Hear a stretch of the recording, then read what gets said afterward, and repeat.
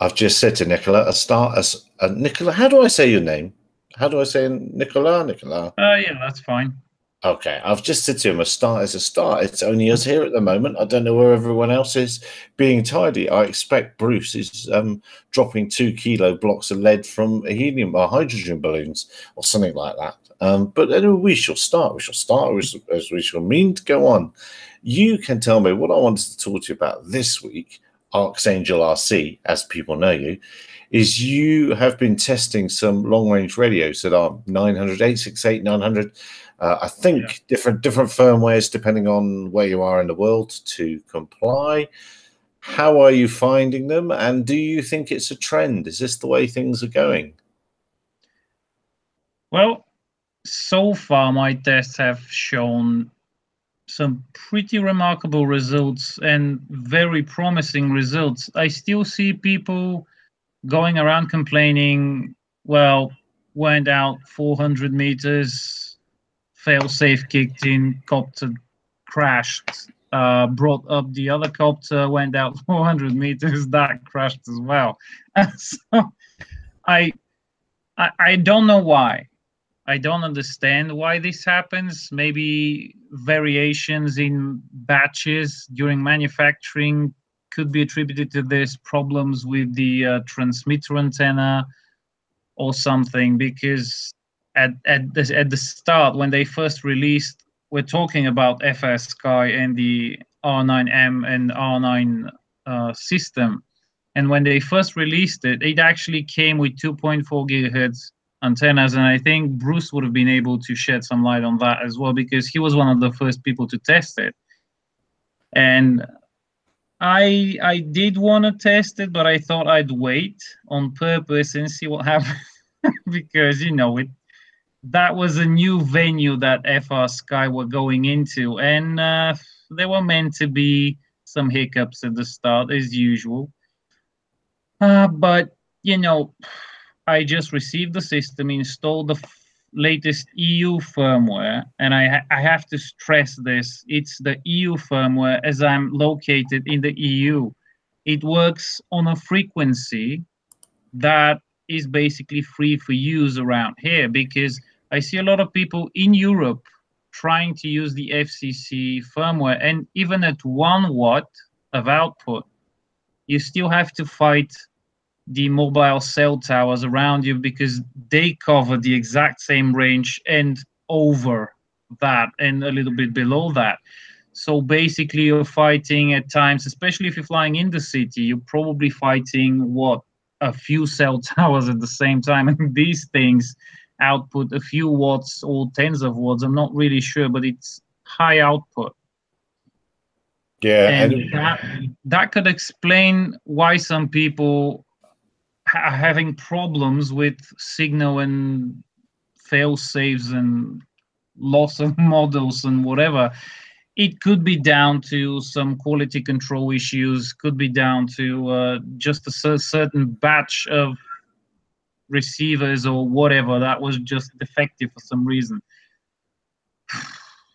It's when you start getting up into the 800s or into the higher frequencies, antennas really do start to make quite a big difference. There is no stuffing around with that'll do, or it's not like 72 megs or 27 megs or 35 megs where you could have yards and yards long antennas. Yeah, and it didn't really matter. It really is starting to make a difference now, and I'm interested. So, are you on 868 then in Europe? Is that exactly? Yeah. Okay, that's exactly the same as looks around and can't see it as my little FLARM OGN FLARM transmitter, and so that leads me to this. Obviously, is just it's the same as TBS Crossfire, isn't it? Basically, and they're also using 868. Oh, here he comes. We can ask him now. We can ask him. Speak of the devil. Yeah, speak. I know. And here he is. Good day. We started without you. Bruce. It's only been us, and it's good because we've been able to express everything we needed to express about you and get it out of the way before you arrived. That's fantastic. It's actually a public holiday here. It's our sort of war, celebrating our war heroes and so forth. So I probably won't be able to spend too much time because the usual group of offenders will turn up out here shortly wanting to fly model aircraft and drones. not drop bits of lead. No. But hey, here's breaking news. Our mayor, lovely woman that she is, didn't take too kindly to being criticised by people around the world. So she's issued a diktat that none of these people are welcome here. If you have a drone or you're one of my subscribers, you're not welcome in this town. Honestly, seriously. Your money's not good here. That sounds wise, yeah. Yeah, so what do? I'm a celebrity, get me out of here. You are on an island. You are on an island, so that does count. It is unbelievable. And the irony of it all is I got a call last night from a guy who's involved in a venture capital funding organization, and they wanted to invest some money here to develop a drone development technology hub thing, which I've been talking about for ages, and they've been looking at what I'm doing, and they come up and said, yeah, we'd like to fund that. No, not going to happen. No, because these people aren't welcome here. If you went to council, no, I took $40,000 to this council, $40,000 in pledges to set up a model park here, and they said their response was, I don't think any of those people would honour those pledges. They called them liars. I mean, what do you do if you're dealing with this? You know, I mean, you heard the door music as the doors opened and closed. That's what we're dealing with, really. It's that's insanity. I can't believe that is, because what's the major industry there? Now we're having this is tourism here. Forestry and dairy, two industries that would benefit so much from drone use. Well, they would, wouldn't they? Actually, yeah, these two good use cases. Yeah. But the problem is we've got a personality thing here where the mayor doesn't like me, so nothing I ever bring to the table ever has any cachet, and it's nothing to do. And the council has admitted you've got some really good ideas, but because it's you, we're not interested. I mean, okay, that's fair enough, it's their prerogative, but I just feel sad for the rest of the town, the fact that they are effectively being handicapped because of this problem that occurs. And what can you do? Nothing you can do. And Trevor's here from Canada for a long-range discussion. Well, it is quite long-range. I mean, Bruce is in New Zealand. It doesn't get much further than that. Archangel's there in Europe. We're all pretty long-range. Yeah. Before we started, we were talking about what exactly is the model we're talking about here, Nicola?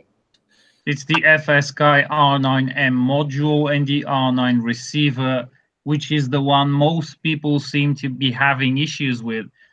Funny thing is, apparently, the R9 Slim receiver, which is the very tiny version of it with just a single antenna rather than two antennas, seems to be working well for more people than the bigger version, the R9 that has the diversity antennas, the one that I've actually been testing extensively now. I've had 3 flights. Yeah, that's the exact same one that Bruce is showing. That's the one I have on my clouds, which is hanging above my head here. And I've had now 3 flights, 2 of them over 25 kilometers. And that thing has been rock solid, and I mean rock solid. And I even, at some point during the last test, I don't know if you've seen the video I uploaded yesterday. Yeah, I didn't talk actually at all about the FSky system, but while I was annoyed the video transmitter was actually the video receiver was behaving the way it was, cutting out the video and then clearing it up again and switching between the 2 antennas.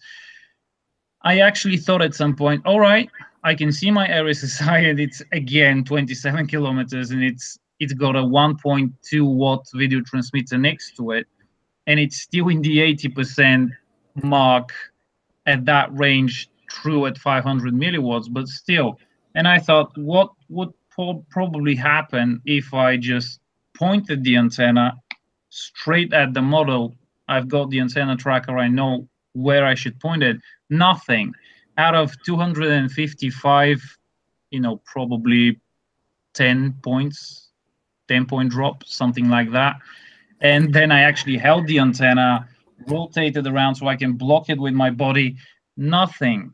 Just nothing. And a friend of mine actually suggested that it's possible the RSSI is packet-based, at which point it's saturated a lot until the signal gets very weak, and it will stay high for a long time and then drop off suddenly. But I actually asked FSky, and they said it's dB based. So that means, you know, the further out you go, it just gradually comes down. And so far, 27 kilometers, 20%. So theoretically, just over 100 kilometers should be possible, perhaps with better antennas, both. I'm not sure about the receiver, but certainly on the ground, a directional antenna, you could probably match any 433 megahertz system out there. Yeah. Well, Laura, the big problem with these like the 433 and the 868 and the 900 megahertz is you're dealing with a much smaller part of the spectrum than you do on 2.4 gigahertz. So the amount of noise in that piece of bandwidth is the real determining factor on your range. And I think people that are getting short range are probably in a high noise environment because you don't have enough bandwidth to avoid that noise. So individual results will depend almost entirely on the noise floor where you're flying. So that's why some people might get very, very poor range because they're in a high noise environment on that part of the spectrum. Other people like yourself getting fantastic range because where you're flying, there's just not a lot of other activity there.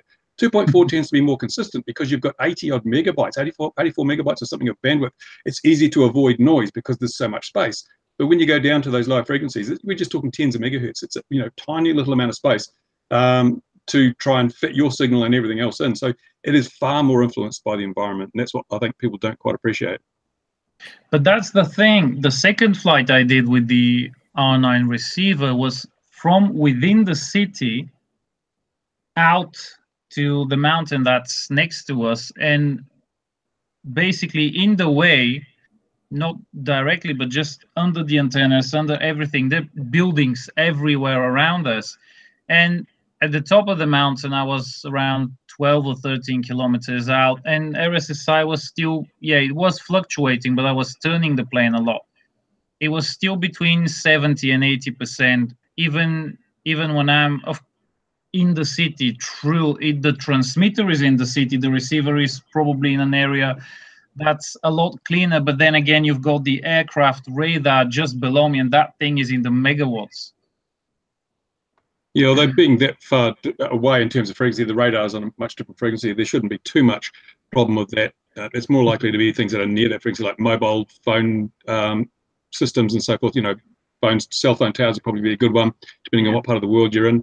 And these days, even what else we got? I'm not quite sure based on country, but there is some activity. It tends to be quite localized with those parts of the spectrum. So you may find that just going, 10 kilometers down the road gives you completely different noise floor. So it's very hard to set a range figure for this gear because it's just too many variables. Well, you're going to get, that's the same. It's the, I've forgotten the proper term for it, but anyway, it's what the Internet of Things device is exactly the same. It's Internet of Things devices. So depending on where you are, that you're going to be competing with all those sort of things. Nicola was saying that the people are, getting huge range discrepancies as you've described. Bruce, didn't you have an earlier version of this to review, Bruce? No, they sent me a production version, and looking at it, the big thing we've got to realize is working on ISM bands that are open for anyone to use. That's the word. Yeah, that's the problem. You've just got to accept interference, and I still believe that we should be opening up some spectrum specifically for the purpose of unmanned or RPAS, unmanned aerial vehicles, that is not allocated to anything else, because we're talking about the risks of drones, the risks of drones. Well, the biggest risk is that your C2 link's going to fail. What do you do then? Yeah, absolutely. Bring on our protected allocation. I believe somebody, was it even you said you found some at like 1.2 or something like that? Yeah, there was something. I must actually, I'll make a note and I'll chase it up again next week. I'll try and provide with the information that I discovered, because that is super critical to the future of this, because typically if we're looking at drone delivery, we're going to be operating in the most hostile environments for an ISM system there is. So you need to look ahead in these things, and if we don't make application, or allocation isn't set aside now, there won't be any space when it comes time to do the allocation, because radio frequency spectrum allocation is highly sought after. There's not a lot of space left. They're not making any more of it.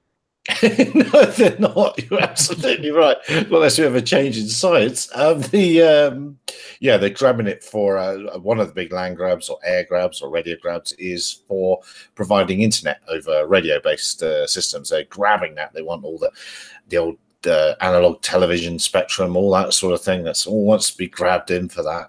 That's how I'm speaking to you now. They turned off analog TV here, and the 4G system, which I use to get internet to my workshop, is on those frequencies. Yeah, which messes up my old illegal wireless microphone a lot. So I have to get a new wireless mic now.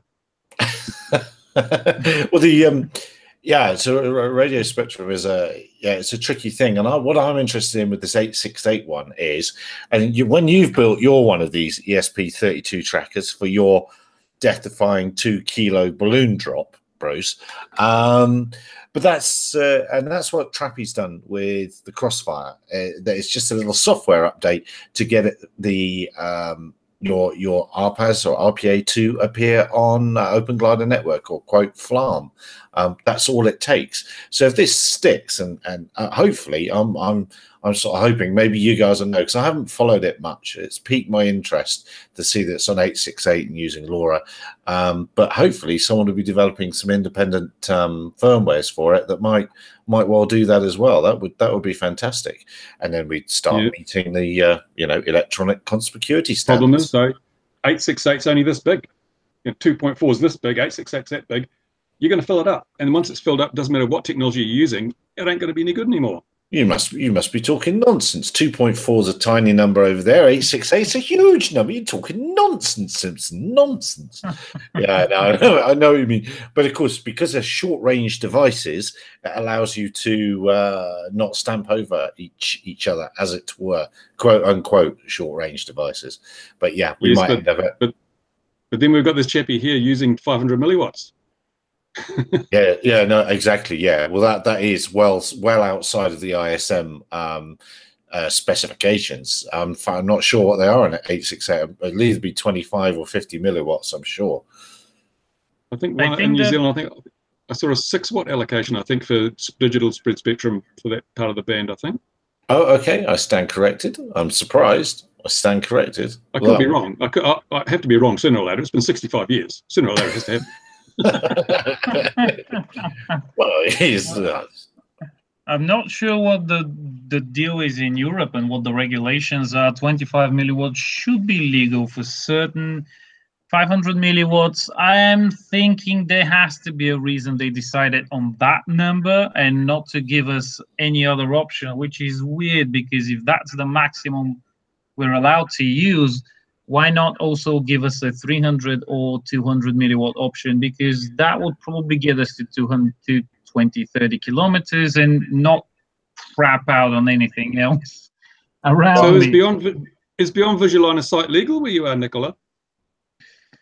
Well, people in my country have very well developed eyesight, so I'd have to go pretty far out to be literally out of line of sight. So, within a reasonable 50-kilometer range, we're still flying within line of sight. Bulgarians are famous for that. I found it interesting in our CAA regulations here. Free flight models also have to be kept within line of sight.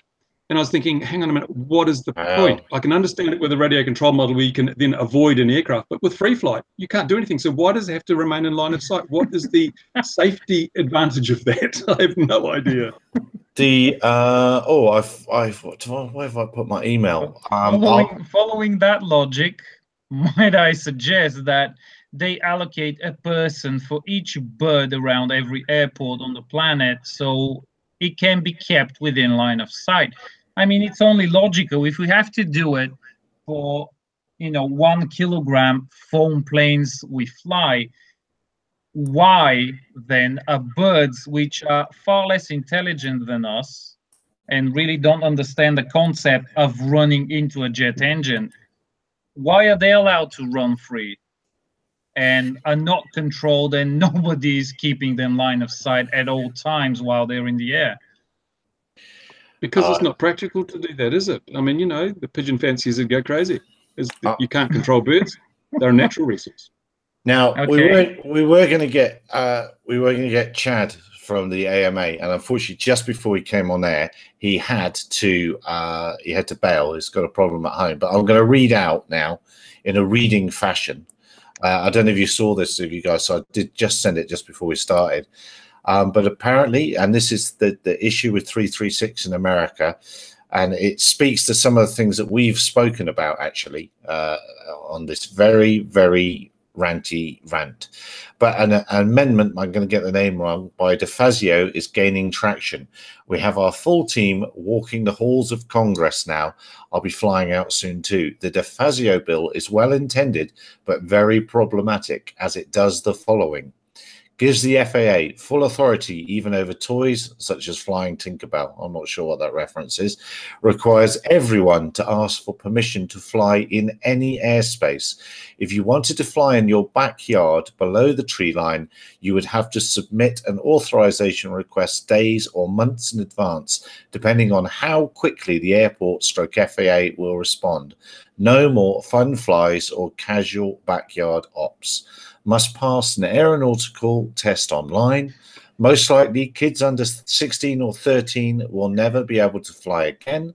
And that's something I've ranted on. We've ranted on a lot about this.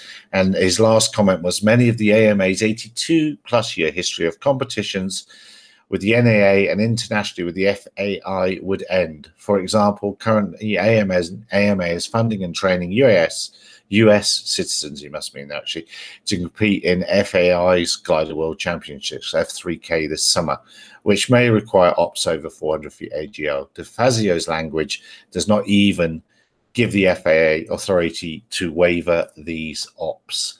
So it is pretty serious. When we finish, I'll put that in the comments below, and I'll put the link to modelaircraft.org right to Congress. But if you're in America, you have to shout now. I don't know. Are there any negative aspects to it?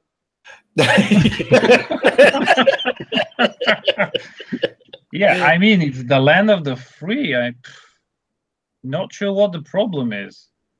It's because of the airspace that, and it doesn't. Oh, people will shoot me down. I mean, it's freedom on paper. It's right there. It's it's your citizen liberties, whatever. Well, putting on my let's dodge the rules hat, all I can suggest is that Americans fit guns to their drones, because there's virtually bugger all regulation on guns, and you can say it's a right to bear arms. You can't interfere with that. It's my constitutional right. The fact it's got propellers doesn't matter. It's still a gun. I still have a right to own it and use it. That's what I do. Bear arm. There's my bear arm. There it is. Take it everywhere. Yeah, it's craziness, and the reason that they'll come after you for your BV loss flying is not because it's perhaps unsafe, but perhaps they want that airspace for those deliveries that'll be using IoT devices, which will be destroying your long range radio links. Could be we'll move to something else then.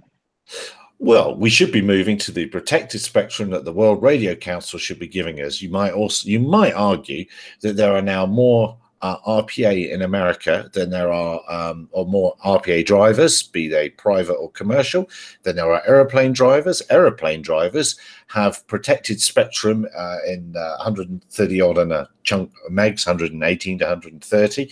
They have protected frequencies in the UHF in the about 210 to 300, I think it is, something like that. HF, they've got HF frequencies. I think they should be giving them over. I don't know. I think they're hogging it. This small minority group of people are hogging all this radio. It certainly sounds that way. Yeah. Now, someone sent me an email saying that Amazon had been approved some airspace or something for its drone deliveries. I haven't checked up on it. I only saw it the other day. I must check up on it. But someone was saying that there's been an allocation given to Amazon, or they've got an allocation, and it's the beginning of this thin end of the wedge thing. So I'll follow that up and see what I can find out. But I didn't see it anywhere else. That may have just been a mistake. But yeah, it's worth following up, I think. Yeah, no, I think the wedge, I think the thin end of the wedge has gone in, and it's beginning to get thicker. I don't think we're at the thin end. We're on the. I don't know how much. I don't know with the cheese-based analogies how they work really. I can no longer sit comfortably, is what you're saying. Yes, the chair's further away than it was. Yes, that's right. Yeah, no, it's not good. So maybe Chad from the AMA will join us yet if he can sort out what's happening at home. But it's interesting though, isn't it? It's sort of, you can see the signs. Hobby ends here, and you're thinking, well, is it just this overreaction like we had with horseless carriages, or is this actually really the end of a wonderful era of amateur model aviation? Who's that in the background there? You've got a skulker. Is that it's young Ron? I think. I thought it was Ron. Hey! Take it out, Ron. Yeah. How's it, Ron? That's the channel. I told you the usual offenders would be turning up. Yes, the usual crowd. Very good. Well, what does Ron think? Well, let's have Ron's opinion. Ask well, Ron. He can't hear a bloody thing because I got my earbuds in. Who cares what he thinks anyway? Oh, come on! I'll take a small interlude while I go and make a coffee. I shall return. All right. Okay. Good. Or you put the kettle on. Oh dear! No, it's terrible. It's terrible. What's going to happen over there? What's going to happen worldwide?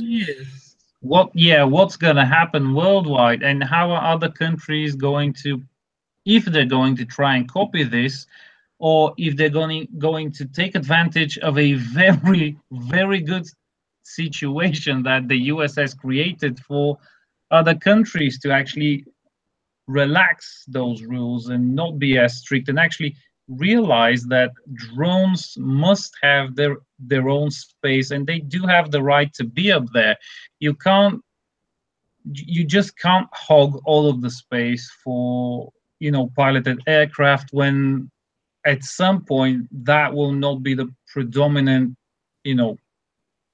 well, we're there. We're there. Yeah, we're at that point. We're already at that point. That's a given. Yeah, and like Bruce has said so many times, so many collisions, air-to-air collisions, happen with piloted planes every year, and not one person has died or has confirmed a collision with a drone yet, and yet we're the bad guys. That is, I don't know, sounds like the witch hunts of the Middle Ages.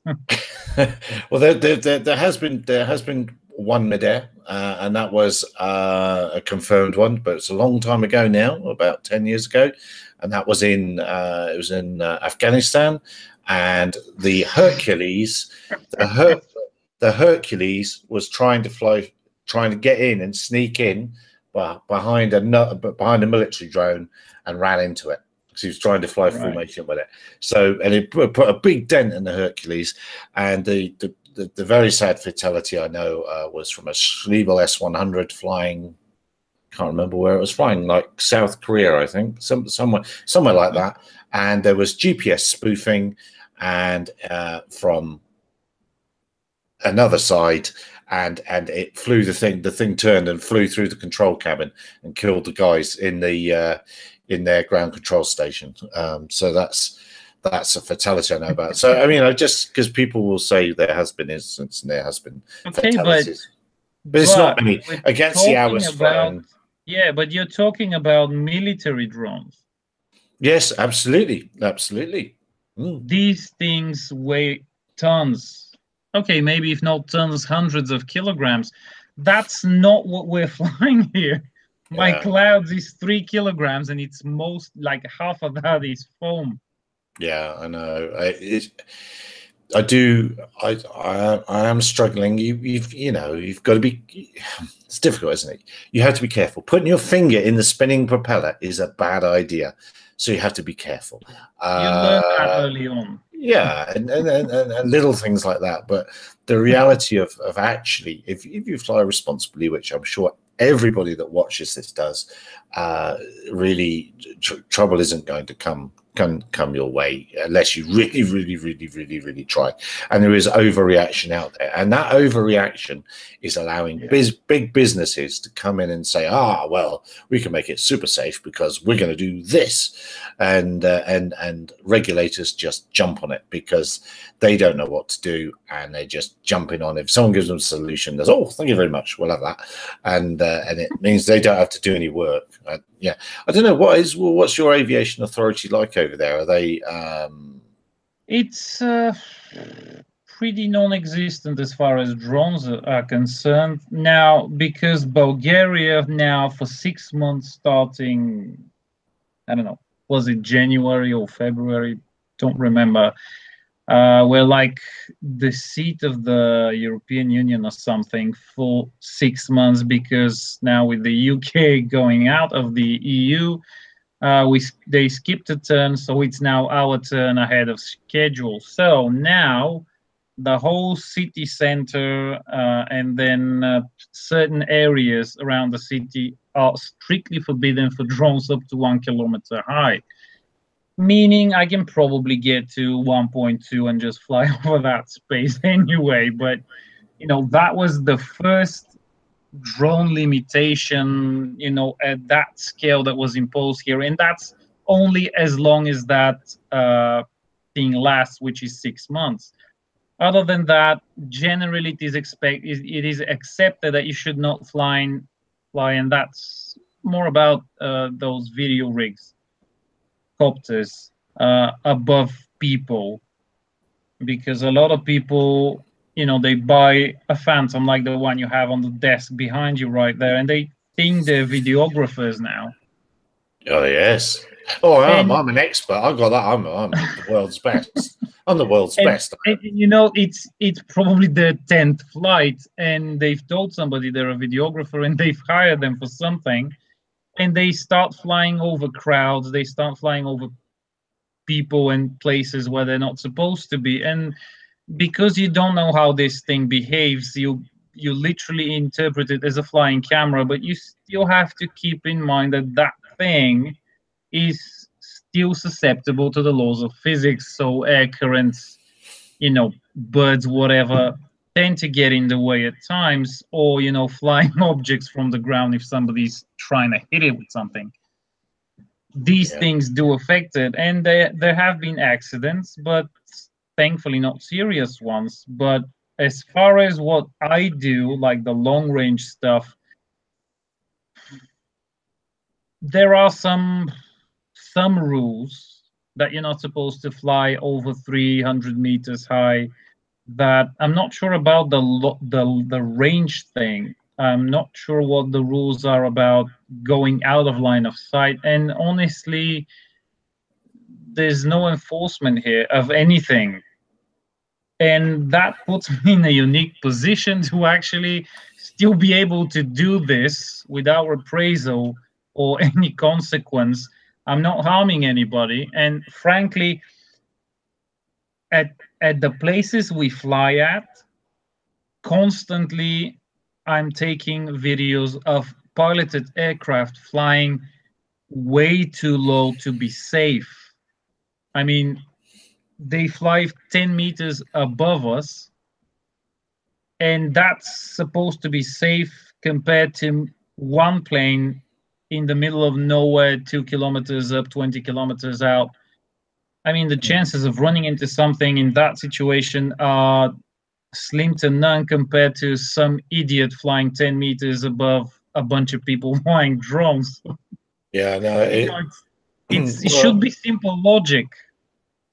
No, well, we've said it before, and we'll say it again, that, manned aviation has got to start coming to the party now as the drone world expands and revenues being made by people. I was talking to the wife today, actually, driving and talking to the wife.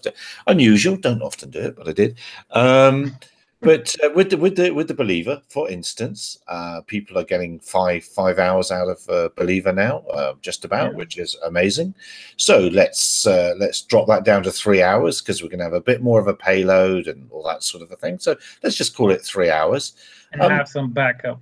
Yeah, have some backup, but that is long enough to what we're on the cusp now. We're on the cusp of a new revolution, and that revolution will be BV loss around the world. That will be allowed to happen, and suddenly multi-rotors will lose their shine because they're at the limit points of physics. So you just unless until we wait for the next major leap in technology or battery technology, they're there, they're parked, they're done. So it's going to be fixed. Even then, planes will still have the advantage. Oh you yes, get because from, then the advantage yeah, will yeah, step you up. get from Yeah, yeah, 5 yeah, to yeah. 10 hours. Yeah. And so the believer, as I said to the wife today, the believe, and it really is the first. It honestly is the first platform that I thought, oh, this is fit for purpose. This is if I'm working, this is fit for purpose, and it's relatively cheap compared to the very expensive commercial fixed wing systems that are out there.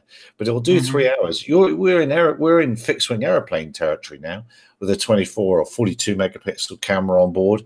We're in eating light aircraft's lunch territory, and that has arrived. And this is a change this year. It won't be all over AUSVI. It won't be all over all the other shows, because it'll still be all about the shiny multi-rotors, because we're going to keep selling those like this. There's nothing wrong with the Phantom, but they'll keep selling until the cows come home. But people are going to move now into LiDAR. You can easily carry a 1.5 kilo. So we're going to have to drop that battery load. We're going to have to drop batteries down.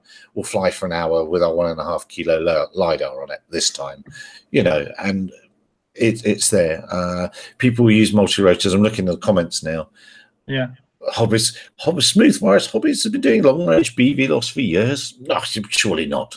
Surely not. And Chris, hello to you. What pisses me off is that lawmakers don't seem to give you credibility unless you're running a company. Yeah, that is very true. Yeah, and a very, not just a company, but a very big company. Yeah, and can throw a few 100,000 at them. Yeah, you don't need a big field for a fixed wing anymore. And if you're flying for 5 hours or 3 hours or 2 hours, you've got enough time to be at a big field on top of a nice hill with fantastic. You can take yourself to a really good launch site to give yourself the best possible communications over it. You actually running into, and a friend of mine's running into this problem. You're running into problems of actually keeping your sensors alive, your camera, and making sure. And if you fly for 5 hours and the SD card didn't work in the camera, it's a real jigger. You don't need that. What SD card? Even the 500 gigabyte ones. That's just what SD card are you going to use for 5 hours? Is that what you're going at? Yeah, exactly. Exactly. The camera either has to be able to use 2 of them, or you have to go the DJI way, where you actually attach an SSD drive to that thing, and then you can have a terabyte or something, and that might probably last 5 hours, but that is exactly is a lot of time. Yeah, well, the industry's going to butt up against that, and another level of problems or issues. They'll be surmountable, and most problems you can get rid of with the application of money. That normally gets rid of problems. Money normally makes problems go away, but that's where I see we're at. I think we're in an exciting time, and you get the 42 megapixel camera in there, and suddenly your Pix 4D takes an entire week to do your flight. And then if you've got a 5 hours worth of images at 42, you've probably got a month or two's processing there to get the job done. So there's all sorts of interesting depends on the rig you're using. No, well, I know that again, another friend is now into 3 days. One flight is generally 3 days worth of processing, and he's got a chunky set because he's gone 42 megapixels, and the images are enormous. Yeah, I'm sure they are. And he's got to fly higher as well, but he's not getting the pixel blur and all that sort of thing. So it's just much better. It's leapt it up quite a high up is not a bad idea, because it tends to be a lot calmer up there. Yes, there's also that. Yeah, get out of ground effects various, and then if you fly for 5 hours and you're here in Africa in the middle of the day, and I think it gets quite warm. I think the storks that come here come from you, or they come from us, depending which way you want to look at it. But yeah, I think they migrate between the two. Could be. But what I was going to say with that is, in the middle of the day, the thermals here can be enormous. I've had a wing just taken by a thermal, nothing with the autopilot on it, nothing I could do about it, and I just waited for it to come back from very, very, very high up. Actually, that has been one of my long-term plans for the Ranger 2000, because Volantex really did a very good job fixing what was, well, most of what was wrong with the Raptor series with the Ranger 2000. And now you've got this plane that's easy to throw, easy to hand launch. It's actually quite light for its 2-meter wingspan, and as long as you keep it that way, I think it will thermo pretty nicely, and you can still load it up with an autopilot, especially with all the micro autopilots that we have available these days. And you can have an autopilot on there, you can have some decent FPV, and you can actually save that battery until you get really high up in some clouds or close to them. And rather than, yeah, it will take longer than if it's a powered flight, but still, I think that's possible because I've seen it, how it thermals, and there is potential there. And Volantex actually now have like a 2.4-meter version that's slightly larger. It's supposed to be a successor to the Ranger X series, actually. Well. Big hole, 3 holes in the ground for the ground. What is this? Oh, this is Sparky 2. So now I can put ArduPilot on this, and I can run ArduSaw on this. And ArduSaw will do autonomous soaring for you. So you can hit the switch and let it get up there by itself whilst you make a cup of coffee. So it's very cool. I don't drink coffee, and I actually do prefer to do my flights like in person, because I've had my fair share of headaches trusting ArduPilot to do something. Oh, no, it works really, really well. I have allegedly soared for 10 kilometers in a thermal using a what's that awful thing I don't like? A high wing thing. Everyone uses for mapping. I can't remember the name of the thing now. Anyway, not a glider, and it works really well. Using the soar flight. ArduSaw, yeah.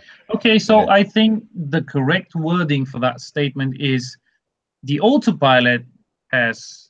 Yes. For 10 kilometers. Yeah. I was just an observer. Oh, very much so. Very much. Yes.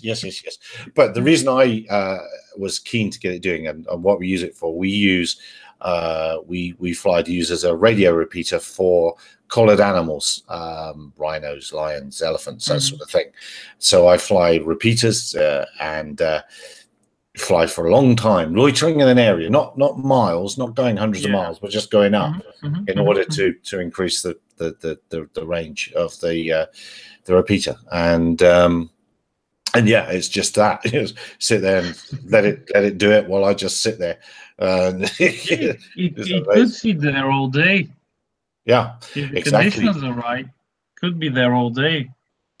Yeah, well, and then you could be crawling up, especially with a very lightweight purpose-built platform. You'd be crawling up as high as you could until you needed power, and if you had solar, so that at night time you could get yourself up as high as you possibly could. So maybe you could shallow glide or have enough. I think it's actually very possible these days with lithium-ion batteries to have something that could survive the night and be there. 10 years ago, this would have cost you millions, but now it's like. Probably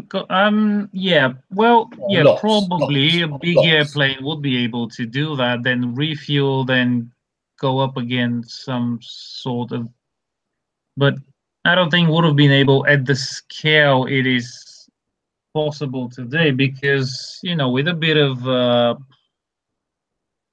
investment and skill, you can build something in your garage now. You can, and that can do that.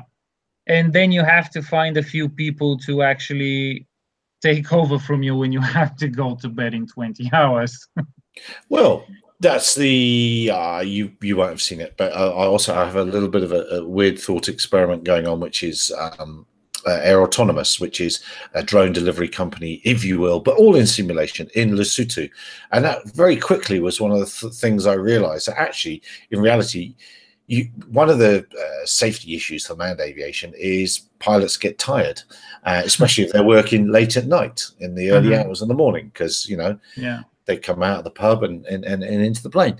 But you've no need. Here's Louis. You've no need talking about trouble. Good day, Louis. How are you? Guys. How's everything? It's very good. And yourself? Have you crashed the helicopter? I don't see it in the background. No. It's You've not crashed it. You've crashed it. No, come on. Rary. Oh my God. Just got this today. Oh. That's what's left of it. Yeah, exactly. No. Yes. Come on, guys. You're making me pull it up. I just arrived a couple of hours ago from so see, still in one piece. That looks beat up. No. Yeah, they look much nicer than that on the box pictures. They got a body and they've got rotors and everything. Oh my God, you guys are terrible. You guys are terrible. Okay. We were just talking about how we're going to build an autonomous soaring glider that will then, at the end of the day, keep powering itself up to the edge of space or very high, and then glide down overnight. And we're just discussing whether it would be possible. It's probably within the realms of a garage now. No. It's very easy. You just get an helicopter, and it does auto rotation from edge of space till 1 meter from the ground, and it charges the batteries while doing auto rotation.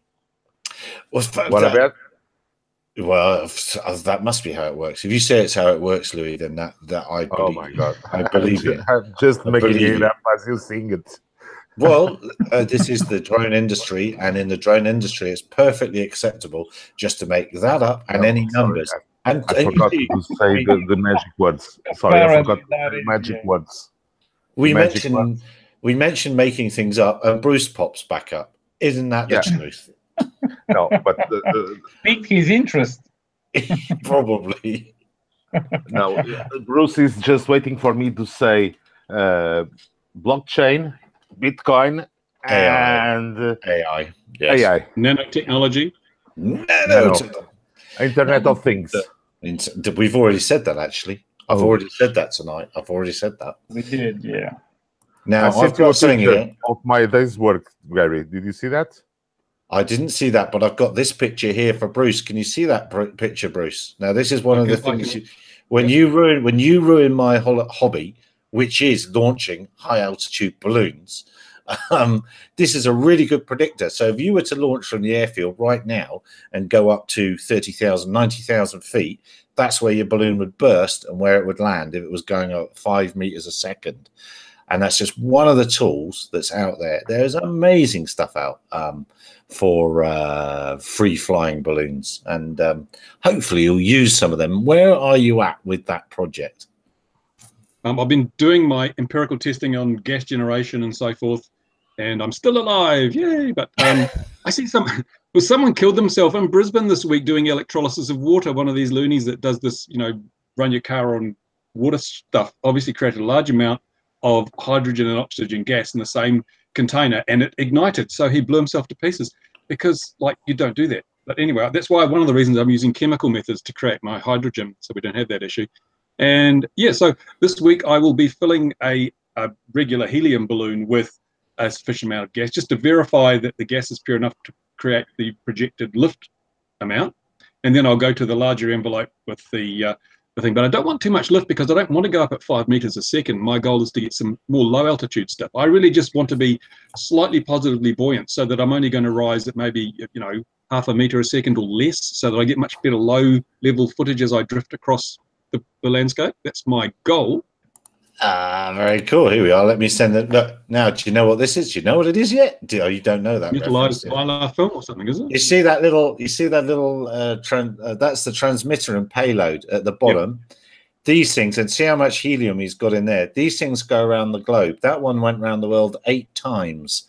And coming back to the story of power output and you know, just radio sort of nerdy stuff.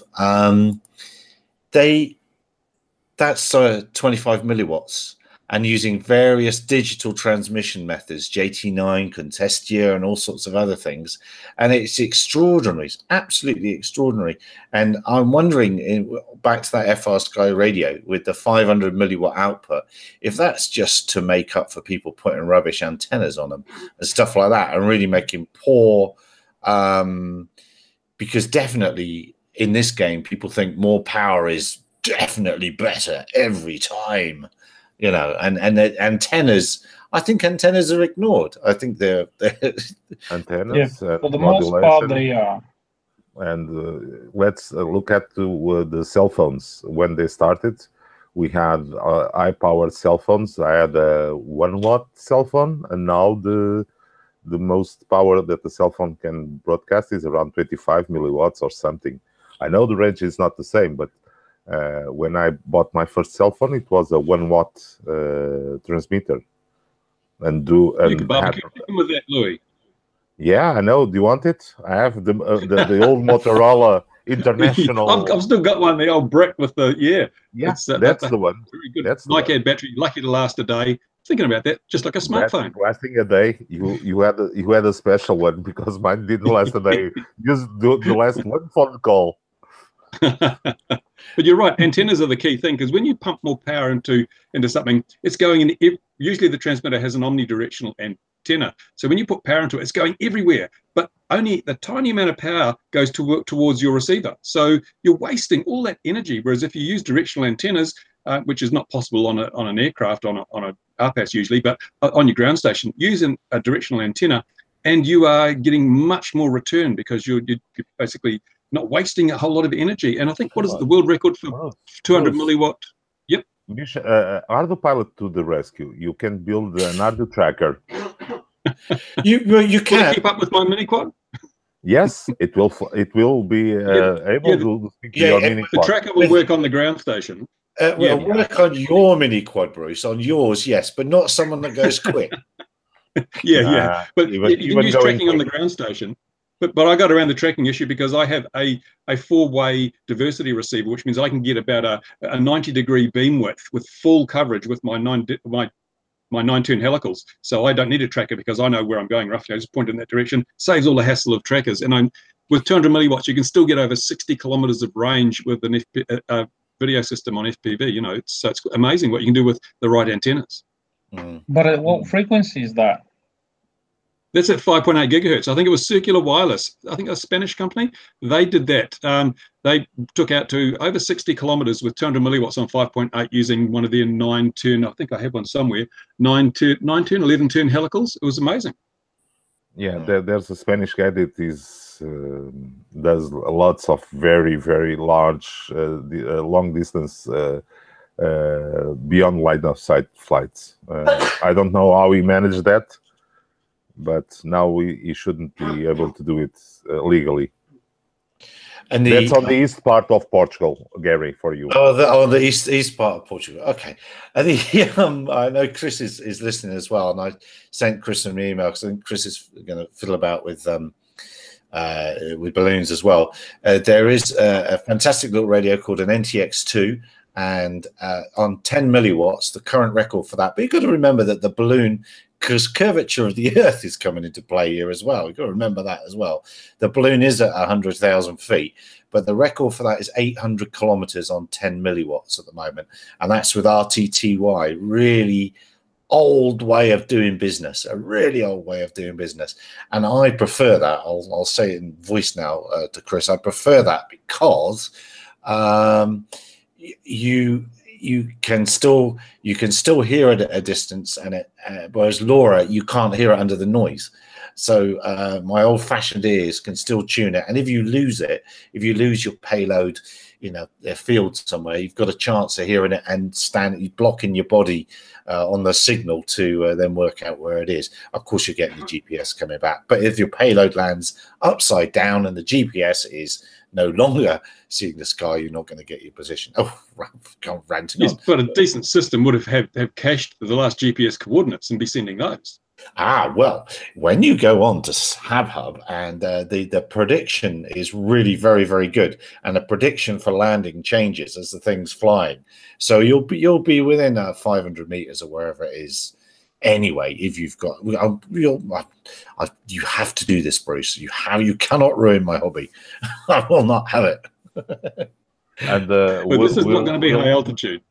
No, will Lady Mayor let Bruce play with balloons? Oh, you missed the beginning. You missed the beginning. I heard it. I was listening on the car, so I had my good laugh of Mrs. Putin. Is it her name, or Mrs. Assad? I don't know the mayor's name. You're very close. No, thank you. Chris is right. RTTY is for duffers. It's exactly for duffers. And in fact, the first software I sold was two things: RTTY decoder and a Morse decoder on a VIC-20 when I was 13 or 12. 12, I think I was. I only sold about 4 tapes, but there we are. That's and someone in the comments is saying, "How on earth did that 5.8 get that far, Bruce? You'd better make a good story up now." Well, I didn't actually do it. It was, they say, the guys from Circular Wireless. And it's simply a case of, as long as you've got line of sight, which means you have to be high enough, then it's just having enough gain in your antenna to overcome the path loss. And it's easy to calculate how much gain you need, how much the loss is. So you just keep upping the gain of your ground station antenna until you've accommodated the path loss. At 60K is probably getting towards the limit, because once you get like an 11-turn helical, to get another 3 decibels, you're probably going to have 22 turns. So it becomes a law of diminishing returns. But yeah, it's quite practical. The biggest problem we've got with frequencies like 5.8 is you do still have to maintain a line of sight, because the Earth is a very good way, it blocks the signal quite effectively. But when you're flying distance, all you got to do is go up to ensure you've got line of sight. Go high enough and you can go halfway around the world. Unless you go shortwave and you use the atmosphere to bounce the signals, Bruce. Well, yeah, I mean, then you've got propagation issues, multipathing and things. And also you've got bandwidth. If you go too low in frequency, you've got bandwidth issues, because even several hundred megahertz, like the old TV analog frequencies, 500-600 megahertz, they're still close to line of sight. They don't really bend around or go. They're blocked by hills. They're blocked by stuff. So, you really, it is the limitation. That's why with the drones in Iraq, they've got, satellite C2 links, because you just can't get the signal to go that far from a trailer in Texas. I'm still from the time that we used to listen from shortwave radio. Me too. What's how we used to get our news further up in Africa. CQDX, yes. CQDX, No, anyway, moving on swiftly. How do you optimize the gains? That's just by having it. Oh my God! Just get to the university and do the curricula for antennas and propagation, and then you'll know everything you always wanted to know. But I did a video on my channel showing using a balloon to show how gain and directionality are related. So if you look through RC model reviews, you'll probably find that Antenna 101, I think I called it, which is gives you a bit of a clue as to how that works. Oh, the videos from Bruce, the ones that I'm most likely to see now are the 7 and 8 years olds, where he was playing with the big helis. Maybe he's not admitting to that. Whatever that is, I don't know that reference either.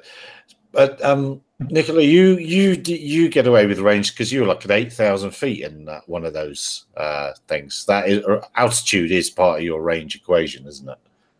Yeah.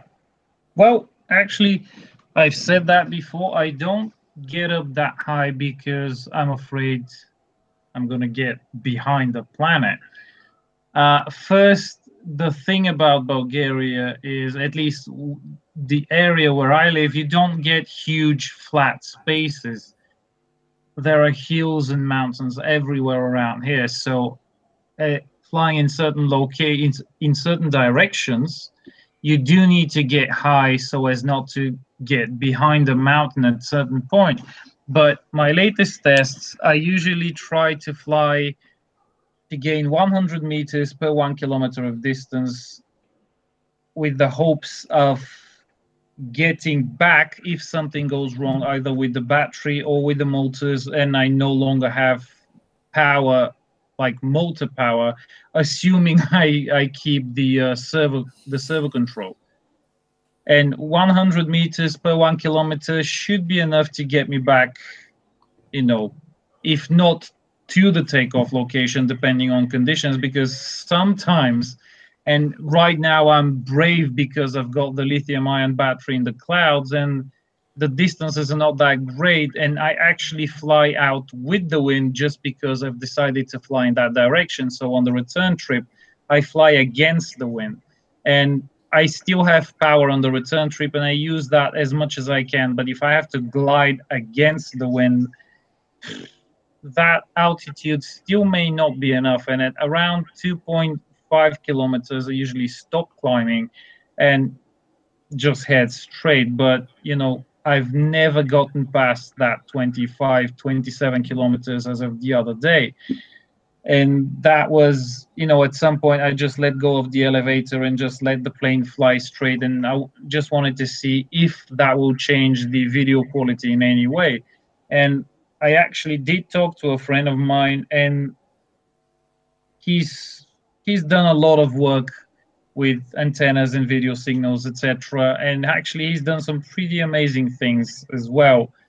When it comes to building antennas, it's just a thing of him not really sharing, you know, uploading all that much. He does have a channel, he does upload some stuff, but it's not getting around quite as much. But the moment he saw the video, he said, that is no Fresnel zone thing, as was suggested in the comments below the video.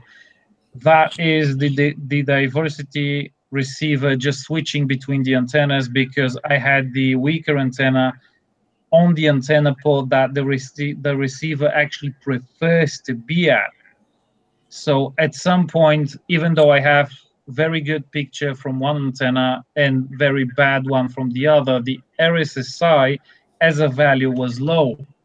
And at that point, the good antenna RSSI was not high enough to keep the transmitter from defaulting to the weaker one, and that messed up the whole flight. And I'm actually going to test all of the antennas I have, because, you know, surprisingly, I might have something better than the IB Crazy antenna that supposedly was giving me the clear picture. And no matter which one comes out on top, I'm going to use that one, and I'm going to repeat the test, and I'm hoping that I'm going to get 30 kilometers at least, and probably more. And so I have no way to verify that the video transmitter I have is exactly 1,200 milliwatts as they advertise it, because some people, again, have stated that they've measured 900 milliwatts, others have measured 1.5. But, you know, I'm testing same conditions, same video transmitter, just the proper antenna in that direction. Doesn't really matter how much is it, 200-300 milliwatts above that 1 watt is really not going to make that much of a difference anyway. And you've got every faith in your receiver, have you? Well, it is doing what the receiver should be doing, and the diversity module is actually working the way a lot of people have actually tested and described it. It's working. It prefers antenna A to antenna B. If RSSI is close on both antennas, it will always default to antenna A. Because it doesn't really matter. You could go up to a gigawatt coming out of the airplane. You have to drag a mains cord behind you. If the receiver's deaf, the receiver's deaf. Surely in tests, you've got to test both sides of the coin, the receiver and the receiver hasn't let me down yet, and it's the Boss Cam. At least it's advertised as Boss Cam. I'm not sure who actually makes it. It's the FR632, and I think it's one of the more popular receivers, and I think the consensus is that's one of the best receivers out there right now. I've got including one the somewhere. clear view thing, and that is just prohibitively expensive. And really, I've actually thought about getting it, but then I thought, well, this will probably work best in a situation where you have a lot of reflections, you have a lot of things between you and the copter, but long range outside of the city, no interference to speak of, wouldn't do any better than any other receiver. Bruce, Interesting. One of yeah. the reasons I'm building my digital standard FPV system is that I'd like to try and get a system that will have a longer range for a given amount of power, and we can do that number of digital techniques, obviously. So I probably should stay in touch with Nicola so that I might send him a prototype for him to try out at long range. One of the reasons for doing these balloon flights is it enables me to get an FPV system that goes beyond visual line of sight legally.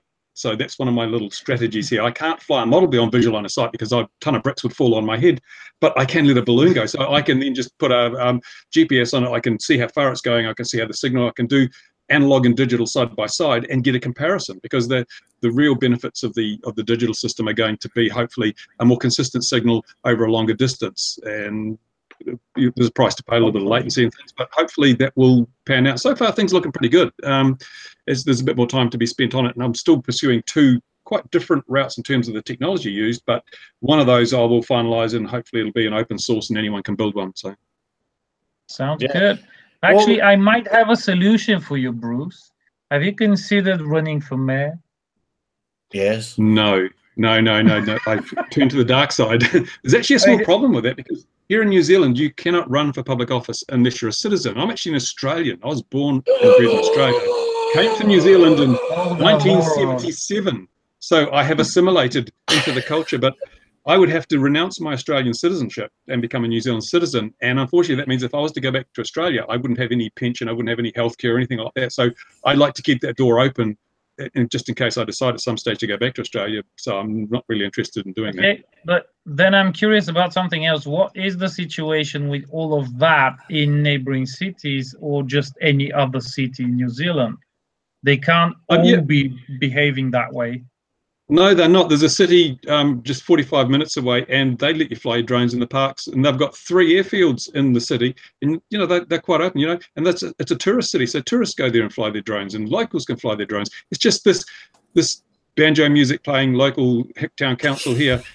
It's driven by personalities and petulant people rather than practical, Bruce, objective decisions, Then Bruce, probably consider moving to that other city. Well, it's a case of cost and things, and I lived there before. It's actually Rotorua. It's very smelly. It's a thermal area. There's lots of sulfur and things. It's actually, but mind you, since I got the Parkinson's, I don't have much of a sense of smell anymore. So I could go back there. That's now he's saying Rotorua is smelly. That's his invite to Rotorua gone anyway. He's doing it again. He can't help himself, can he? Can't help himself. Then get someone to get elected. Get Ron. Does Ron can be elected as a mayor? Oh, it's forgotten the sound. He's that excited about Ron the mayor. Yeah, unfortunately, I don't have a lot of time left. So the next election is nearly 2 years away. It's just by then I'll probably be a complete basket case. So I've got to deal with it here and now. But where's the change? No. Shame, man. Look, we've gone over the hour. We've gone well over the hour. How did that happen? That's very good. I must be enjoying it. So I should say something like, did anyone else see anything else this week they want to talk about? Yes, like I want. Here we go. Right, pull up a sandbag. Now, we've just launched the beta of Ardocopter 3.6. So we are now at RC1, and please be aware that the ground control stations are not updated to this latest release, so you might expect some issues on the default screens, but as always, go to the full parameter list and you'll get all the news there. And really what we should say is never go to the wizard. Never go to the wizard. Wizards are not welcome. Stay away from the wizards. Go the way of the or whatever, some other character. Go and study carefully the 900 parameters that we have on Autopilot. How do I load this wizard then? Oh my God! No, please don't. You're forbidden. I'll call your mayor if you do. Yeah. all that talk of staying away from wizards is probably making Gandalf pretty miserable right now. Maybe, yes, that's the one that's there, and he lives near Bruce. So I get calls from Middle Earth quite regularly. Lucky you. Actually, Hobbiton's only about an hour down the road from here. Is it? It's lucky you. Damn. Do hundreds of people go there? Is it still a big tourist attraction? Do they have drones? Yeah, it's massive. It's surprising that this town doesn't try and capitalize on it, but they're still sleeping at the wheel, so that won't happen. Yeah, no, absolutely. No, they don't want hobbits wandering around the streets. Imagine the mess that will be hobbits and drones on the streets. Hobbits with drones. What could be worse? Oh, Chris looked at a house near Hobbiton yesterday. Really hopes he gets it. Was it a small house, Chris? Is it underground, a round door, and all that sort of thing? I mean, is that really practical? I mean, you've got quite large model aircraft. How's that going to work? You pull it apart. Yeah, absolutely. I know one thing I did want to mention before we go is that did we all see that UAvionics have brought out their own electronic conspicuity standard for America? And again, this is part of the air grab. Another standard, just what we need. Oh yes, bring on some more standards. But where's your concept of choice? Then you won't have a standard that you will adopt and say it's better than all the others. So it's good to have lots of standards. Really, I'm not sure you're going to be thinking that way when they make us when they make us use all of them. Come on, you're on EU too, so don't worry. You'll get some EU nice ruling for you to comply. Yeah, probably.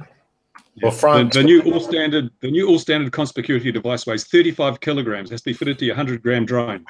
And have you guys spoken about the French guys that are doing their own? Yeah, we spoke about that. We never speak about the French. When you when you weren't here, we did it deliberately with the flashing light. What's it? It's the Morse code. Morse code. Morse code, and you and Morse code. They should use RTTY, shouldn't they? They should, absolutely, because that's a modern. Well, that is modern compared to Morse. But anyway, but it's much the lovely sound. It's like valves, isn't it? Lovely sound out of valves. It's rich. I have to bail now. I've got to go now because there's people turn up. So nice to see you. See you next week. You take care. I think we should make that point. We've got to look after yourself, mate. Cheers. Bye. Yeah, we better. Right, we can talk about him now. He's gone. We definitely can talk about it.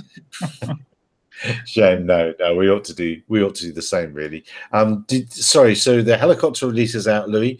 What else do you know? For now, that's it. And we also have a new beta for plane, but that you already know. And that's it. But the big news this week is the copter. Well, that's just handy, just in time for your machine. And I know that's different because helicopter has a different rhythm, and the new heli maintainers of helicopter on Autopilot are very experienced people on big helis, so we'll have a good release. Well, that's good. And Nicola, what's on your build table? What videos might we hope to see on your very excellent channel, Archangel RC, coming up this soon? Well, soon, I think the soonest one you can expect would be the second test I did with the Nano Talon Strakes, only with the Strakes, but with corrected CG, with adjusted INAV board alignment values to make it fly more level and thus faster. So that was done at higher speeds. And I have to say, at higher speeds, these things do seem to be doing more positive than at 35 kilometers an hour. But you do have to keep the speed at 50 kilometers an hour minimum. Otherwise, they're not effective. Then I went to a race, actually, like a drone race, this Saturday, and might do a sort of a video on that because it was a fun day for sure.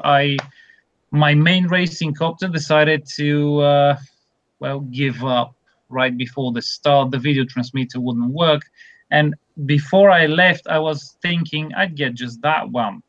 Why would I need anything else? And then I got 3 more just because I thought, okay, I'll give them a run around the track. And then I set up another one to fly. ESC's burned out on the second start. Then I set up yet another one, which is actually never meant to be a racing copter. It's a 6-inch platform that I'm building so I can go and chase clouds up to like 1.5 kilometers. So that thing was never meant to be beaten up around the track, and luckily I didn't crash with it. But funny thing is, my best time, and that was before the race when I reviewed my footage, was with a modified Emax Baby Hawk that's like that big. Funny and enough, had I used no, that's huge. I know. We've got a QX90, and I've been saying to him, because him is much bigger, and he puts me to shame. He puts me to absolute shame. But I've been asking him what should we get, and he said, "Get a Baby Max." That's what he said. So obviously, have you done a review on it? Should I look at your channel? I have done a review on it. What I haven't done is a video update on the new frame I installed everything on, which actually makes, I just can't describe the world of difference it makes compared to the stock one. I think now they have a Baby Hawk 2 Pro whatever out. It looks a lot different, and that one was on a plastic frame, and it just wobbled, bent, shook, rattled, everything you can imagine. It sounded horrible in the air, and the video was unwatchable. And then I just moved all of the electronics on a 2mm carbon cross. It's the most silent thing you've never heard. Because it will come up right next to you, and you're never gonna hear it. And that my best time was with this thing on 2S, and with a bit of luck, I would have actually had a chance to get to the elimination round. And every other guy out there flies a 5-inch racer, and to be, on par with something that's 88 millimeters in diameter would have been pretty fascinating to me. And now to the good stuff, at least I hope it will be good. I received a few days ago this thing. It's the QAV Hackling. I think this was released back in 2016, but for some reason I found out about it like a month or 2 ago. So I got one. And then I've been reading up on it. Supposedly, it's the same thing that 3DR used in the Solo, only standalone. And this unit is the receiver. It's got a built-in battery, and and the transmitter that goes on the plane. Well, they're both transceivers really, because HD communication requires it's a two-way street.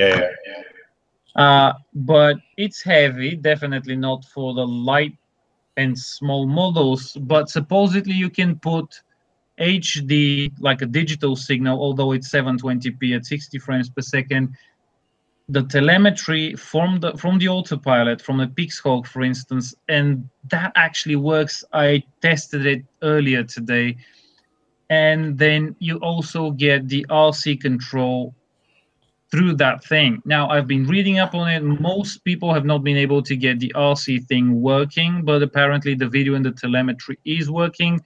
And I'm not really all that worried about the RC part because I can always slap on a 900, like, okay, 868 megahertz receiver on it because this thing operates on 2.4. So probably not a good idea to use it when my Terran is on 2.4. But the HD works. Delay is pretty bearable. It's actually pretty good. You can easily fly a plane on it. No problem whatsoever. And that's what I'll be doing probably this week. I will install the same company makes the QAV PixHack Nano. I have that one and it's directly compatible with this thing. So I'm gonna put the Nano in the Believer, and I'm gonna put that iNav board in something else, and I'm gonna put this thing in the Believer.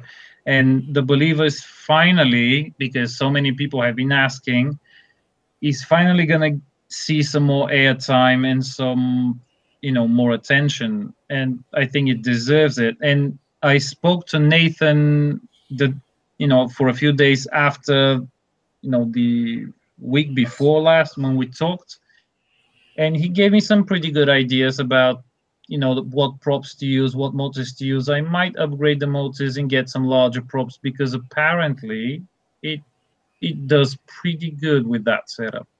Yeah, I believe my friend's doing exactly that as well. I'll be very interested to see what range you get out of that gear and how it works, because it's got a project. Official specs say 3 kilometers. Not sure I'm willing to trust that without having tested it, but my hopes are up, and I'm gonna have a 5.8 gigahertz analog system running in parallel because I can never trust this solely.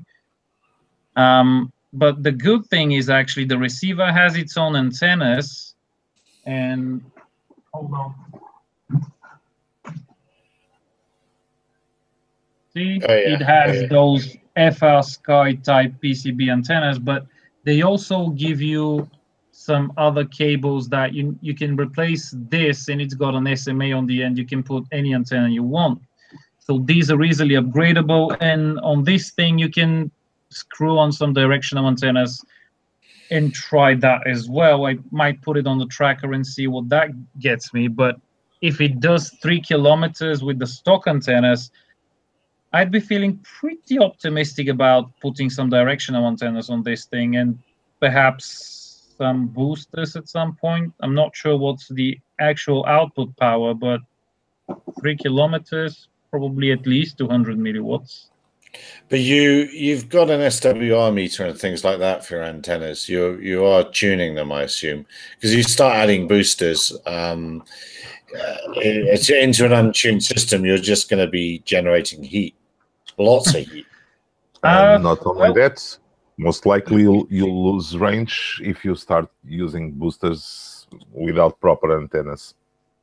I know, but initially I'm always going to test the original antennas, and then perhaps I don't have the gear necessary, but a friend of mine does, and we probably might put them through a tuning process. Yeah. And perhaps then get some directional antennas, hopefully better antennas, higher gain, or build some, because I've been doing that. It's not my preferred method of doing things because my logic is this. I'm willing to deal with things and try to make them work and test things that are readily available for people to buy, because that makes the hobby accessible and available to a lot more people. If I start DIYing every single bit of this, very few people are going to be able to keep up and even understand what's happening. And when it comes to tuning antennas, even I'm just a little bit out of my depth. I've made antennas. I've never tested them except, for putting them on the tracker and flying off into the distance and see which one does best. And when we put them actually on the scope with my friend, it turns out some of them weren't really antennas, just we took a box just for fun because it's a crazy kid sort of thing to do. We got a box. I'm sure everybody, in fact, has got a box of different size little quarter wave verticals from 2.4, 433, whatever, and we tested them, and the range of discrepancies in exactly the same same radio. I had 10 433 3DR radios. They were clones, they weren't the original ones, but each one of those antennas was completely wrong or completely different. It's amazing. So people do put a lot of faith in, they put a lot of faith actually, in these cheap just as an example, hold on. I think Richard, Hacklink can be used for command and control. I see that in the comments. We're in full rant mode, 26 minutes after the hour. I've got one antenna here, if I'm able to find it, and it used to be one of those like 2 dB rubber duckies on 5.8. At least it was supposed to be 5.8.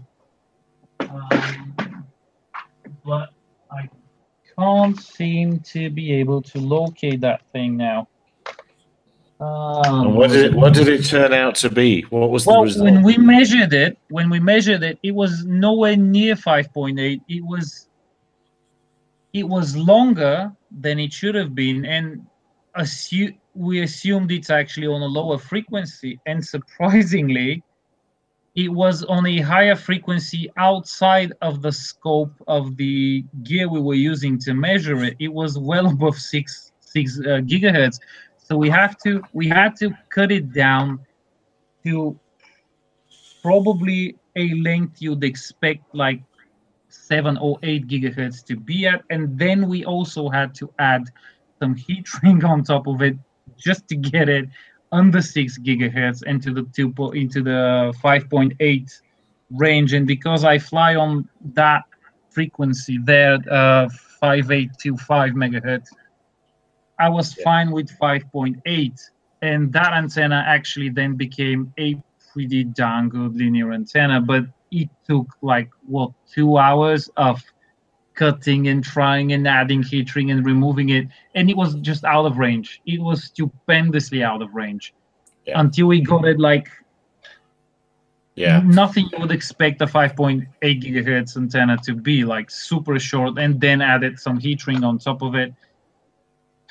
Well, that's sort of one of the problems. So if you review a product and somebody buys exactly the same thing, they might get 2 antennas out of China that are completely wrong, as you've seen.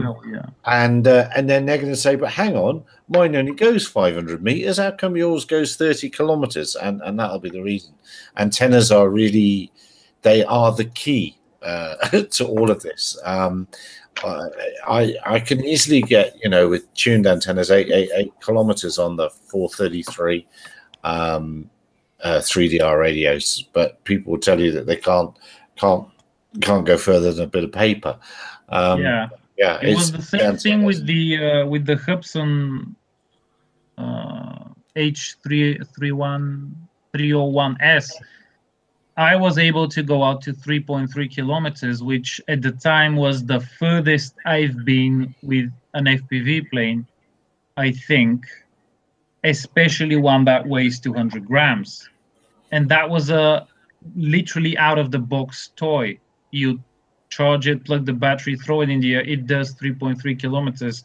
And, people were seriously impressed, and a lot of people got it. Okay, found it. Yeah, so most of what's sticking on top is heat shrink. The heat shrink is actually longer than the element in here, but it's the ugliest thing you've probably seen. But it's a stupendous linear 5.8 antenna that took a few hours to tune. That thing started life as a standard rubber duck antenna on some Boscam or E-Chain video transmitter, and it was worthless as such. Yeah, yep. I have a very dear friend who loves tuning antennas, which is very handy. So I just go here. I'd say it's weird. Loves tuning antennas.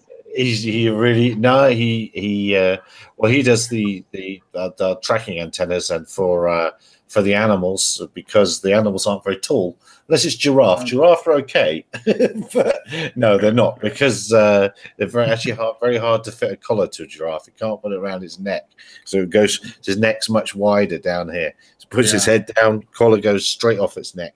So they're very hard to collar. Same with rhino as well, actually. But anyway, so those antennas have to be tuned because they're operating in very harsh environments close to the ground. So they have to be bob on right, and it makes a heck of a lot of difference when you do. Anyway, look, we've gone over. That's my logic. I've decided that I'm going to test the AKK transmitter with the gear I have now, because that's what I've been flying with for quite a while, like the exact same setup, and I know how it works. But after that, once I find the maximum distance I can go with this one, I'm going to get, because we've measured the IB Crazy antenna that's giving me the good signal, and that actually performed worse than the 8-turn antenna I also have on the tracker that I made myself, and that was the first antenna I ever made myself, and the first helical antenna I ever made myself. And I never measured it up to a point, and it turns out to be an outstanding antenna, but it's just a few turns too short. The IB Crazy antenna has higher ratio. Don't remember the abbreviation in English right now, but it has a higher ratio, meaning it's a bit worse as an antenna, but it has more gain, and that's obvious. But I'm going to get down to it because it arrived bent, warped, broken. Really didn't expect that of an IB Crazy antenna. But anyway, seems to be working okay. Might get that one tuned a bit to make it work even better and see what that gives me. Or might just order one of the new ones, or a circular wireless one.